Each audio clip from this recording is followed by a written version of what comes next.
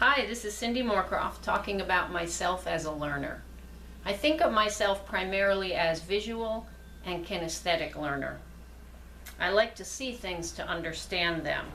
So pictures and charts and graphs help me learn. But it's not enough just to see things, especially if it's a practical skill. I need to do the skill to learn it. For example, many years ago, I learned to drive a standard car.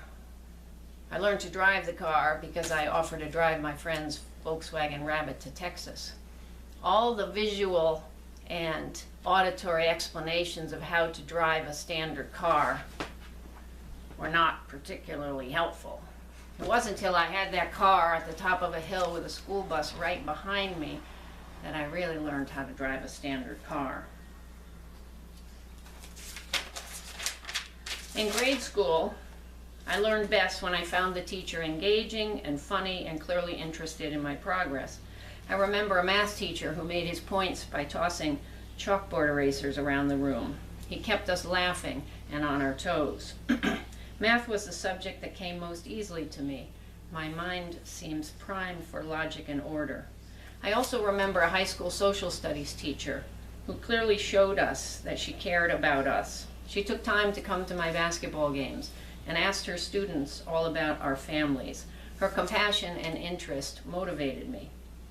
On a more practical level, teachers who clearly outline information in a linear fashion help me understand and remember pertinent factual information. Those who give me concrete feedback helped me learn and grow from my mistakes. Teachers who ask thought-provoking questions and let me determine my perspective and solve problems were also helpful, helping me grow and become more of a critical thinker. My most challenging topic was analyzing poetry and fiction. It was hard for me to understand how I could know what an author intended by his or her work. I often wished I could speak to that author and ask him or her questions. When I was struggling with analyzing literature, one of my teachers provided me with samples written by other students in the class who'd received better grades than I had, so I could see their analyses and learn from them. This teaching strategy was not particularly helpful for me and reinforced my belief that I was inadequate when it came to analyzing literature. I also remember a teacher I had in a science class who presented information in a rather circular fashion. She could jump easily from one topic to another because these topics were clearly connected in her mind. I marveled as I watched some of my fellow students follow her logically, easily it seemed, though I could not.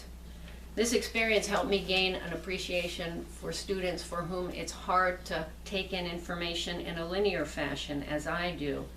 It gave me more compassion and helped me know how it might struggle to be in class when materials presented in a linear fashion. I look forward to gaining skills in multiple teaching strategies and learning more about myself as a learner. Thank you.